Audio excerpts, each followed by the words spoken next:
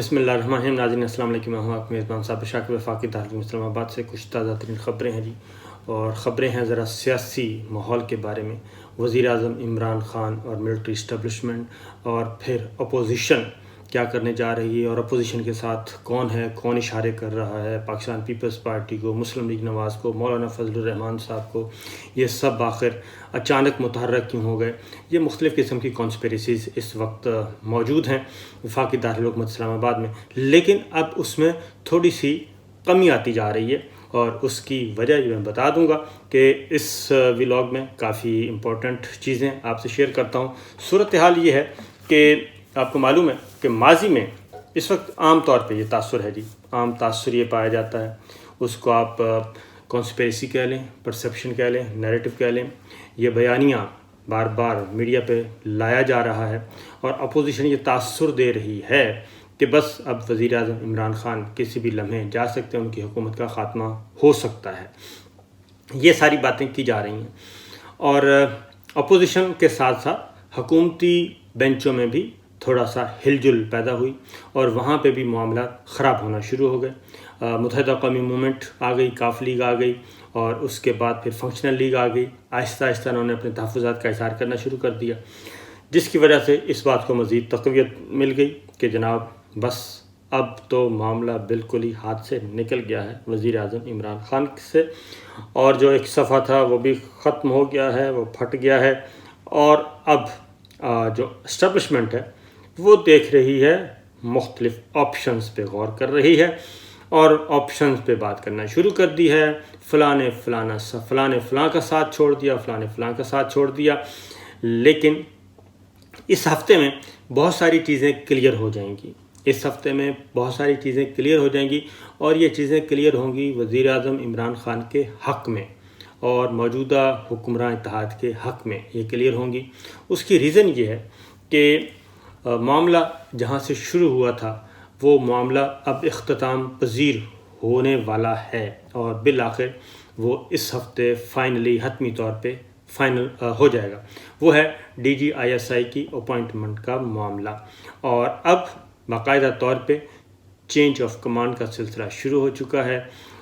گجرانوالہ کے corps commander اپنی position لے چکے ہیں، lieutenant general Asim Munir G H Q میں آ چکے ہیں، اور سعید جو ہیں وہ جا چکے ہیں کراچی کور کمانڈر کے طور پہ۔ Karachi corps commander lieutenant general Nadeem تھے، وہ اپنا عہدہ چھوڑ کے اسلام آباد آ چکے ہیں، اور اب وہ باقاعدہ طور پہ بریفنگز لے رہے ہیں، اور انہیں اور لیفٹیننٹ جنرل فیض حمید صاحب جو کہ D G I S I ہیں اس وقت، ان کو اکٹھے دیکھا بھی گیا۔ وہ ساری چیزیں ہو رہی ہیں۔ اب یہ آخری پوسٹنگ ٹرانسفر رہتا ہے، اس پہ امپلیمنٹیشن ہونی ہے۔ 19 تاریخ کو آخری دن ہے جنرل فیض حمید صاحب کا آئی ایس آئی کے ڈی جی کے طور پہ، اور اس کے بعد انہوں نے کور کمانڈر پشاور کی ذمہ داریاں سنبھالنی ہیں، اور اس طریقے سے دن رہ گئی ہیں 4 یا 5 ٹوٹل مکمل طور پہ۔ جمعے تک یہ چیز فائنل ہو جائے گی، اور اس جمعے کے بعد پھر چیزیں جو ہیں وہ پھر دوبارہ ہو جائیں گی، اسٹیبل ہوں گی، اور یہ ڈسٹ جو ہے وہ بیٹھتی ہوئی نظر آئے گی۔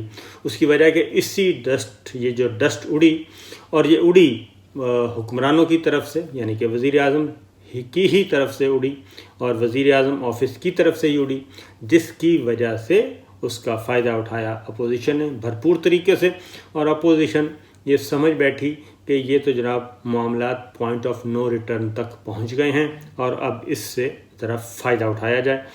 اسی لیے شہباز شریف صاحب کو آگے کیا گیا، مریم صفدر صاحبہ پیچھے چلی گئیں، نواز شریف صاحب لندن میں ملاقاتیں فرمانے لگے، اور اس کے بعد مولانا فضل الرحمان صاحب اور بلاول بھٹو کی بھی ملاقات ہو گئی۔ پھر مولانا کی نواز شریف صاحب سے بھی ٹیلی فون پہ بات ہو گئی، شہباز شریف صاحب بھی متحرک ہو گئے۔ لیکن اب کیا ہو رہا ہے، پہلے تو ذرا یہ سوچ لیجئے، تھوڑا سا کمپیریزن کر لیں کہ اس وقت اسٹیبلشمنٹ کو اور عمران خان کو، کیا عمران خان کے پاس بھی کوئی آپشن ہے، اور اسٹیبلشمنٹ چاہتی ہے واقعتاً کہ انہی لٹیروں کو، انہی لوگوں کو واپس لے آئے جن کو فارغ کیا گیا ہے اور جو ڈسکوالیفائی بھی ہیں؟ کیا ان کو واپس لانا ملٹری اسٹیبلشمنٹ کو سوٹ کرتا ہے؟ تو کیا وزیر اعظم عمران خان ناقابل قبول ہو چکے ہیں. یہ ہیں وہ باتیں.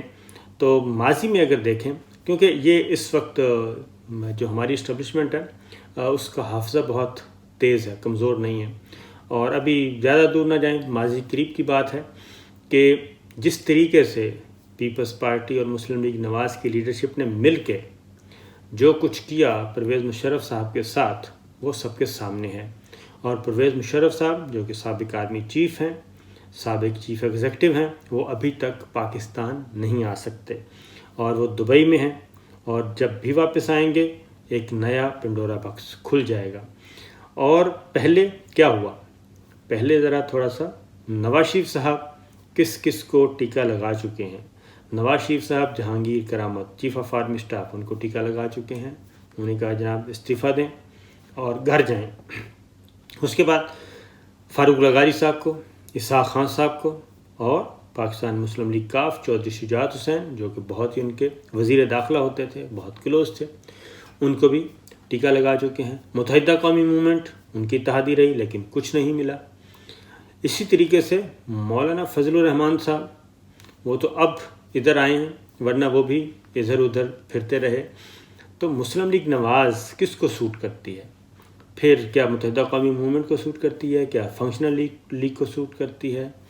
کیا یہ جو گورنمنٹ چل رہی ہے، اتحاد چل رہا ہے، یہی اسی میں سے ہی کچھ نہ کچھ حاصل کر سکتے ہیں؟ کاف لیگ ہے، ایم کیو ایم ہے، جی ڈی اے ہے، فنکشنل لیگ ہے، یا پھر اس کے بجائے ایک نئے اتحاد میں جائیں اور وہ بھی کوئی فائدہ نہیں. یہ ایک تو پہلی بات ہے کہ کوئی یقین نہیں. تو اس لیے یہ ساری چیزیں، تو یہ اگر میرٹ پہ بھی دیکھا جائے ان سیاسی جماعتوں کے پاس جا کے، یعنی کہ ان کی جگہ پہ جا کے، تو متحدہ قومی موومنٹ کو بھی وزیر اعظم عمران خان ہی سوٹ کرتے ہیں. کاف لیگ کو بھی پی ٹی آئی کے ساتھ عثمان بزار صاحب سوٹ کرتے ہیں.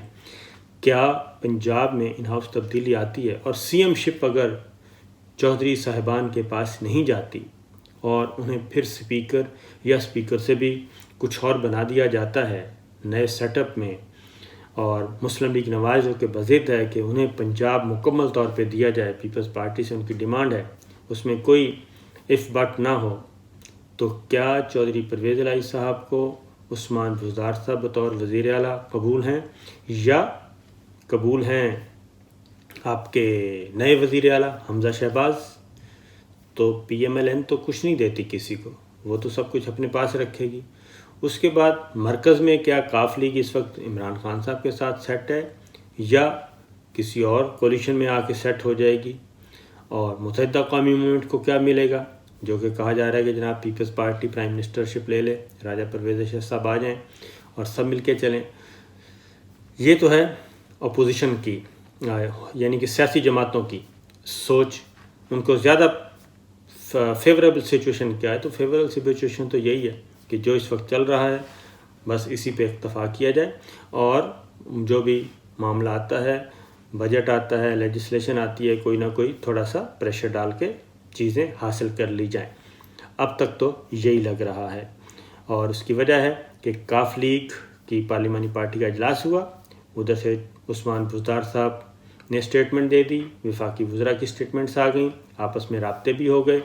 پہلے دن اجلاس ہوا، ذرا شدت کم ہوئی، دوسرے دن اجلاس ہوا، شدت اس سے کم ہوئی، تیسرے دن اس سے بھی کم.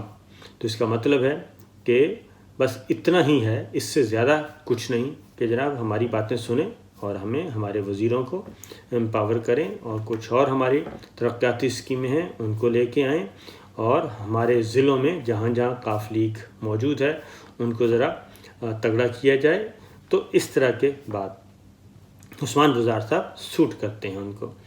پھر آتے ہیں آپ کے، آ جائیں جناب والا سندھ کی طرف. تو سندھ گورنمنٹ چل رہی ہے، پیپلز پارٹی کو کوئی تکلیف نہیں ہے.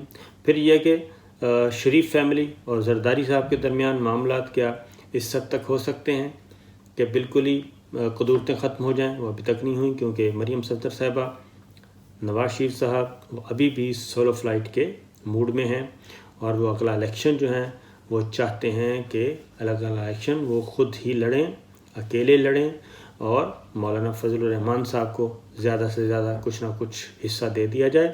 ادروائز وہ اگلا الیکشن تنے تنہا لڑنا چاہتے ہیں اور اس سے زیادہ کچھ نہیں چاہتے، کیونکہ وہ سمجھتے ہیں کہ پیپلز پارٹی تو صرف سندھ میں ہے، اور سندھ میں بھی اگر متحدہ قومی موومنٹ متحد ہو جاتی ہے، اشرت العباد صاحب، P S P, M Q M, یہ سارے پھر اکٹھے ہو جاتے ہیں، تو وہاں پہ پیپلز پارٹی کا سائز مزید کم ہو جائے گا اور وہاں پہ زیادہ اپرچونٹی ملے گی۔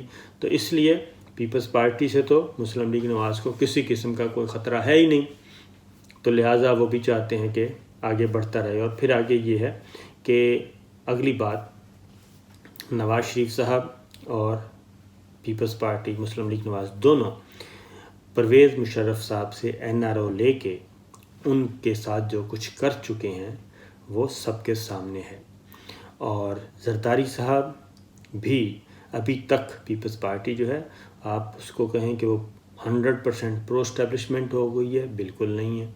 کیا مسلم لیگ نواز پرو اسٹیبلشمنٹ ہو سکتی ہے؟ نہیں ہو سکتی۔ تو یہ ساری باتیں اگر ہمیں معلوم ہیں تو اسٹیبلشمنٹ کو بھی معلوم ہے۔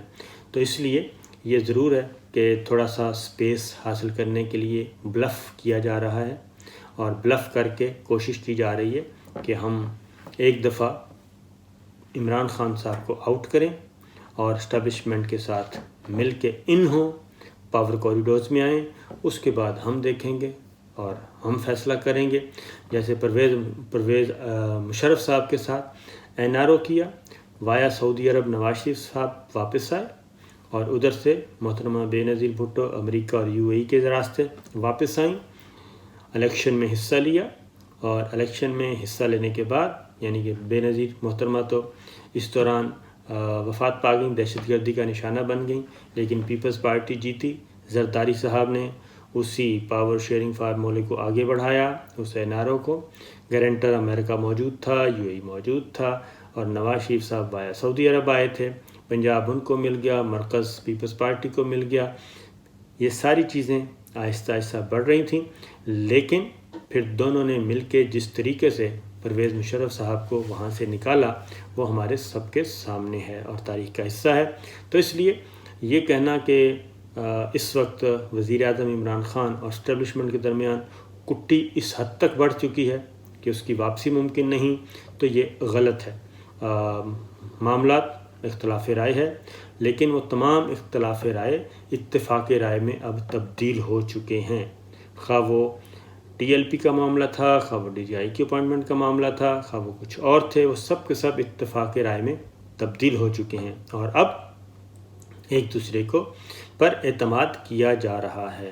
لہٰذا ایک دوسرے پہ جب اعتماد کا سلسلہ دوبارہ شروع ہو جائے تو اس کا مطلب ہے کہ معاملات تھم گئے ہیں، اور جو بد اعتمادی کرنے والے لوگ تھے وہ ڈسکریڈٹ ہو گئے ہیں۔